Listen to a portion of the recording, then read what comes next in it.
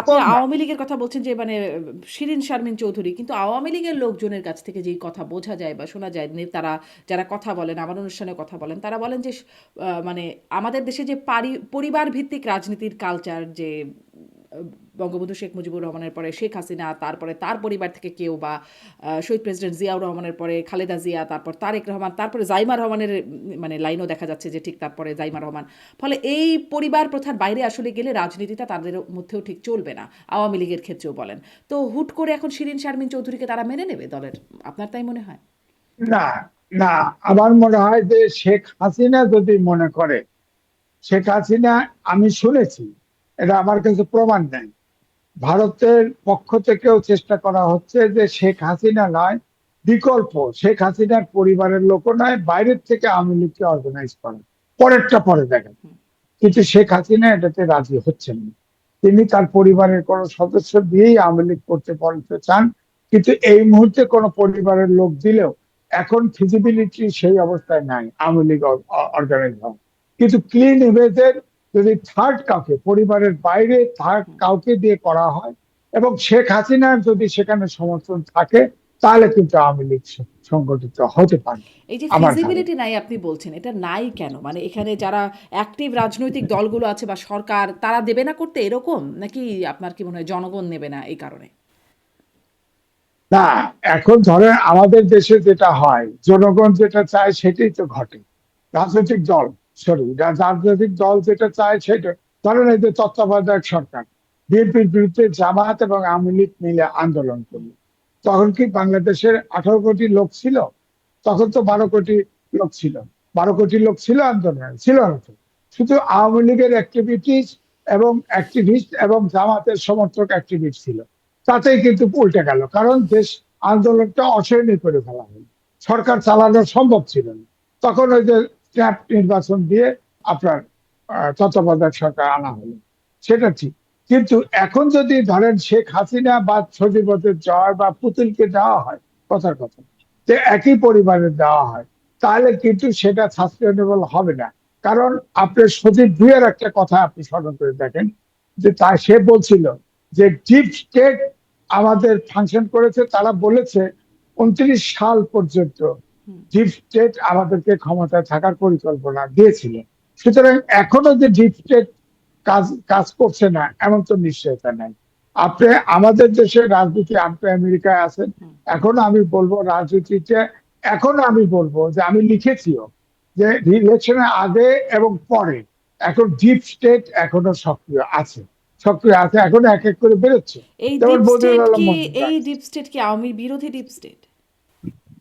না, এই মুহূর্তে ফিজিবিলিটি ডিপ স্টেট এখন যেটা চায়, আগে -2 থিওরি ছিল, তো -2 থিওরি এখন -4 হয়ে যাবে, প্রয়োজন -5 হবে। অর্থাৎ সোজা কথা, দুই পরিবারের বাইরে চলে যাওয়ার একটা ডিপ স্টেটের একটা পরিকল্পনা আছে বলে আমার অনুমান। সুতরাং দুই সেই পরিবার থাকলে ডিপ পরিকল্পনার স্টেটের ফাঁদে আমরা, সমস্যাটা কি হচ্ছে? না, সমস্যা কিন্তু হচ্ছে না, আমাদের দেশে পরিবারতন্ত্র থাকে, তবে সব দেশে, গণতান্ত্রিক দেশে পরিবার কিন্তু সবসময় আছে। যে আপনার ধরেন ছোট, আপনার আমেরিকাতেও ছিল, ছেলে আহ, ছেলের বাবা ছিল, হ্যাঁ, তো সেটা ছিল। এটা কিন্তু আমাদের দেশে একেবারে ম্যাথোডিক্যালি পরিবার থেকে হয়, যে পরিবারের বাইরে হয় যাবে না। যেমন আওয়ামী লীগ যখন আপনার ভেঙে গেল, কয়েক টুকরা হয়ে গেল, তখন ডক্টর কামাল হোসেন তারা খবর দিয়ে শেখ হাসিনাকে নিয়ে আসলো। শেখ হাসিনার তো কোনো এক্সপিরিয়েন্সও ছিল না, কিন্তু সে বঙ্গবন্ধুর কন্যা, তাকে প্রেসিডেন্ট বানায় দিল, আওয়ামী লীগ ঠিকই অর্গানাইজ হলো।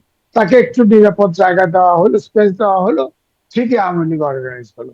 এটা হলো আমাদের দেশের কালচার। অর্থাৎ যেহেতু রাজনৈতিক দলের ভিতরে ডেমোক্রেটিক চর্চা নাই, কোনো দলেই নেই, ছোট বড় কোনো দলেই নেই, সুতরাং এই জন্যই ফ্যামিলি, আপনার ফ্যামিলির নেতৃত্বটা যেটা বলে ডাইনেস্টিটা আমাদের দেশে খুবই গ্রহণযোগ্য হয়। তারপরে আমি বলবো যে এখন আমাদের দেশের রাজনীতিটা শুধুমাত্র রাজনীতিবিদ বা দেশের জনগণের আকাঙ্ক্ষা বা প্রত্যাশার উপরে নির্ভর করে না, এখানে পরাশক্তিগুলো কাজ করে। আপনি দেখেন বাংলাদেশকে নিয়ে এখন খুব টানা হেঁচড়া হচ্ছে বলে আমার অনুমান। ধরেন এশিয়া প্যাসিফিক রিজনে, সেখানে আমেরিকারই একটা সার্ভে আছে যে 85% লোক ইন্দো প্যাসিফিক রিজনে বাস করে এবং অর্থ সম্পদও এখানে প্রায় 60%। সুতরাং আগামী দিনে ভরকেন্দ্র, অর্থনৈতিক ভরকেন্দ্র হবে ইন্দো প্যাসিফিক রিজন।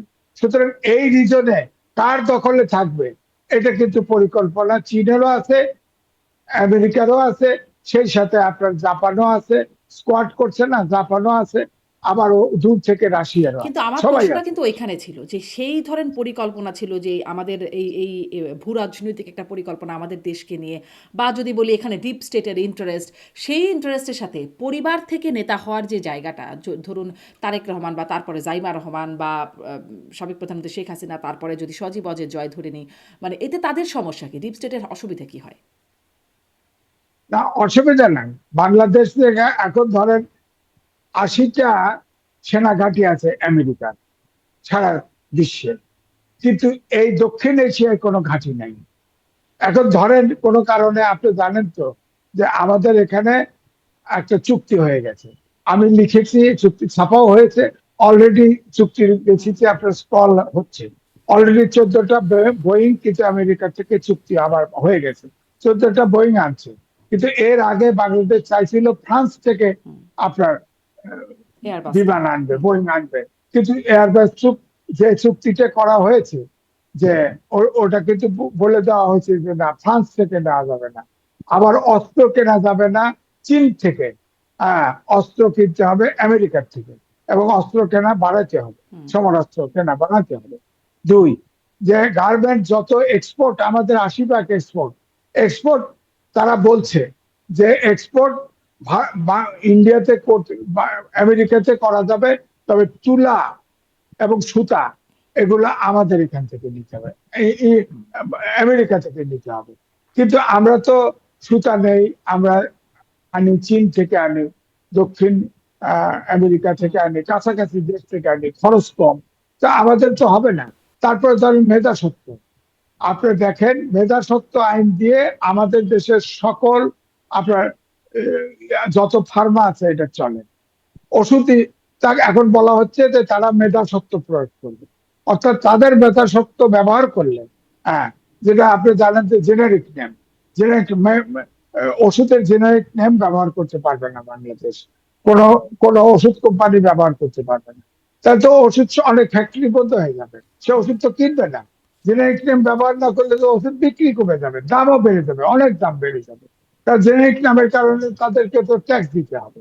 সুতরাং এরকম অনেক চুক্তিতে হয়েছে, যে চুক্তিতে আমি তার নাম দিছি, ওই হেডিংটাই ছাপা হয়েছে যে বাণিজ্য চুক্তি,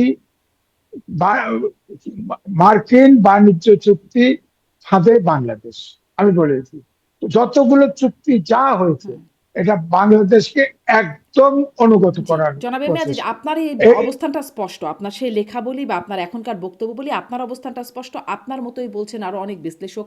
তারাও বলছেন যে অনেক দেখাচ্ছেন যে কোথায় কোথায় আসলে চুক্তিটা আমাদের জন্য ক্ষতিকর বা আমেরিকার জন্য একপেশেভাবে লাভজনক।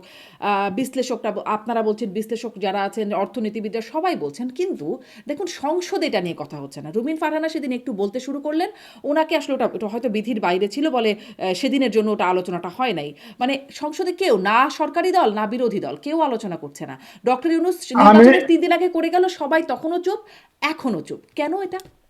না, ওটা ওটা আমি লিখে দিচ্ছি যে এই সংসদে সরকারি দল এবং বিরোধী দল কেউ এই চুক্তি নিয়ে কেউ কোনো কথা বলবে না, এটাও আমি হুম। বলে দিচ্ছি, লিখে দিচ্ছি। কিন্তু এর চাইতে যেটুকু জানি সেটুকু এখনো আমি অনিয়ারে বলতে পারবো না, তাহলে আমি গায়েব হয়ে যেতে পারি।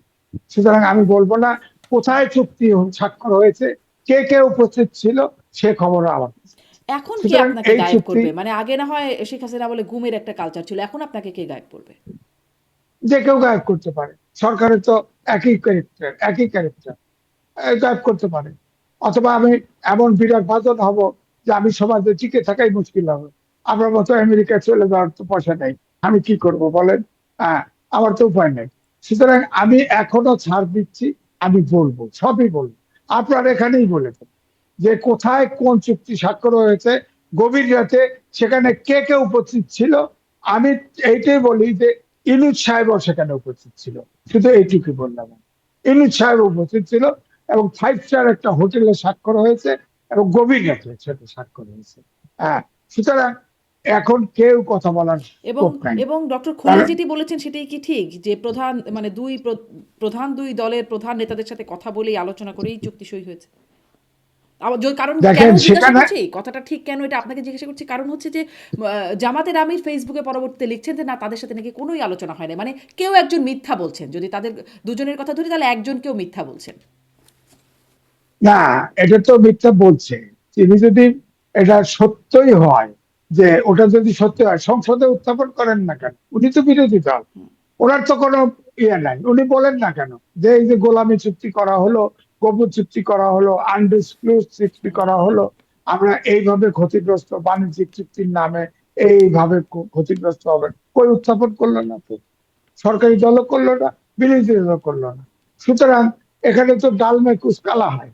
আপনি বলেন, এটা বুঝে নেন যে আমার মনে হয় যে ওই জায়গায় তারা জানে, সবাই জানে